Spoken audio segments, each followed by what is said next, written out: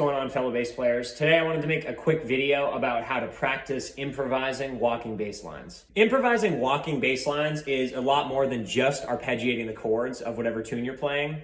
Really what it's about is driving the song, giving the song shape, and also reacting to what the other instrumentalists in the band are doing. Kind of filling out the supportive role as bass players do. What I'm gonna do is show you what I first started practicing when I wanted to get into improvising walking bass lines. We're gonna use the first A section of rhythm changes as an outline so I can show you what I'm talking about. I'll make sure that I write the chords of rhythm changes somewhere in this window so you can follow along with me. So as we know with walking bass lines, typically it's a quarter note groove, and basically you're going through the chord changes in a way that's supportive for the rest of the band while kind of just playing quarter notes. There's a lot of chromaticism involved and a lot of, playing chord tones, but also non-chord tones. It really depends on what the other instrumentalists are doing. Obviously, if you're gonna be improvising walking bass lines, you need to know the song form really, really well. Probably better than anybody else in the band, honestly. So the way that I learned the song form and the way that I practice walking bass at its absolute fundamental is this. Basically, I just start out by playing the root note of each chord.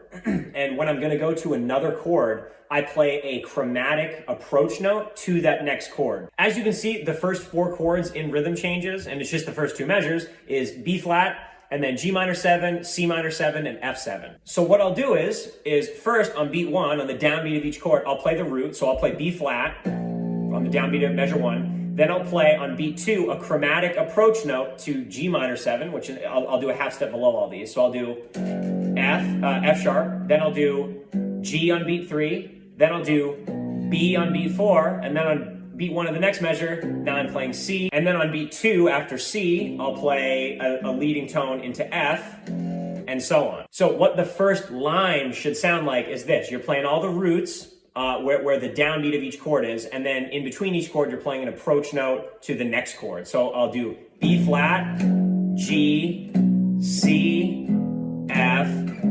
D, G, C, F. And I realize if all your walking lines just sound like this, you'll start sounding pretty silly because all you're doing is playing the roots and like a half step below, but it's actually a really, really good way to just learn the song form and then to have like a basic line that you can start building off of. Now I'll go through the first 2 lines of rhythm changes so you can see what this sounds like. 1, 2, 1, 2, 3, 4.